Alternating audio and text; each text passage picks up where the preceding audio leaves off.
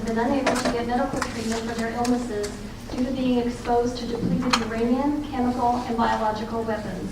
What will you do to change the system to help them?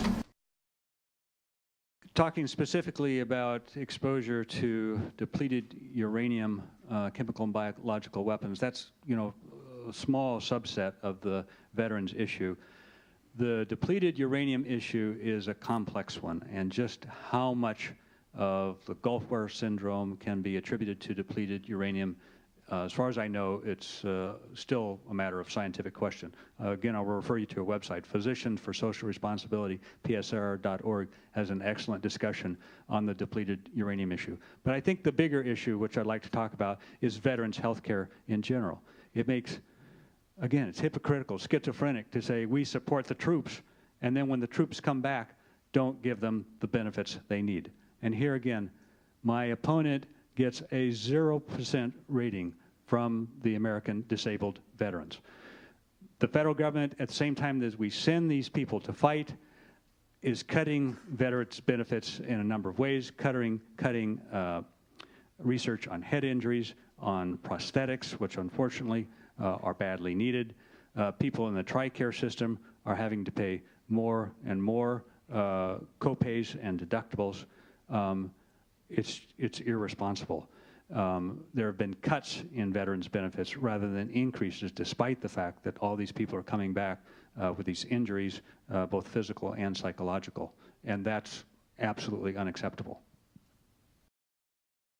As a matter of fact, we've increased the veterans' budget overall by about 18%. We've increased the veterans' medical benefits by, I believe it is 16% just in the last 2 years. We plan to spend $3 billion on veterans' mental health care in the year 2007. The VA program now is far, far better than it used to be. If you look at the surveys that have been done of veterans with respect to the care that they're receiving, they're much, much higher than they were before. Some independent surveys have suggested that maybe the VA system is the best medical system in the country today, which is amazing because it never used to be that.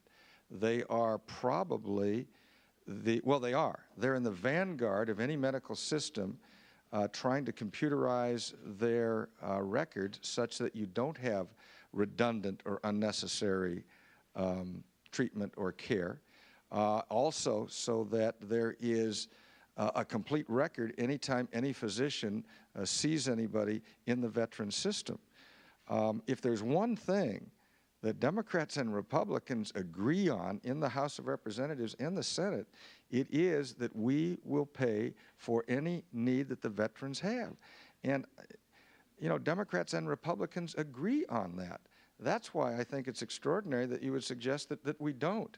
And the numbers that I have stated are the numbers that are out there. When you increase 16% in a single year or over a 2-year period of time, that's pretty good. When you're talking about $3 billion for mental health care for our veterans compared to a pittance just a few years ago, that means we're moving in the right direction. If not enough is done, I guarantee you, Democrats and Republicans, leaders in the House and the Senate, will make sure that those payments are made. If anybody thinks that there haven't been cuts in the veterans' benefits or that the veterans' benefits are adequate, I would invite you to come tomorrow at 4 p.m. on the west steps of the state capitol to meet Senator Max Cleland, former administrator for the Veterans Administration, who is coming as an endorser of my campaign. And he will talk very specifically about the veterans issue. We're also having a dinner 7 p.m. tomorrow at the Machinist Union Hall. It's on the Durston for Congress website. And you can hear from Max Cleland, who is a disabled veteran, having lost both legs and one arm in Vietnam, what he thinks about veterans' benefits. And if my opponent feels that they're adequate, I invite him to come as well and hear Senator Cleland. In the 2 years I've been in the Congress, we have increased the VA budget by $12 billion. $12 billion in 2 years. We have increased the veterans medical care funding from $27.8 billion to approximately $32.3 billion in 2 years. As I said, we have increased funding for mental health by 6% for veterans. If we need to do more, we will do more. But the idea that we're cutting benefits that we've cut down just doesn't make sense when we have added $12 billion in 2 years.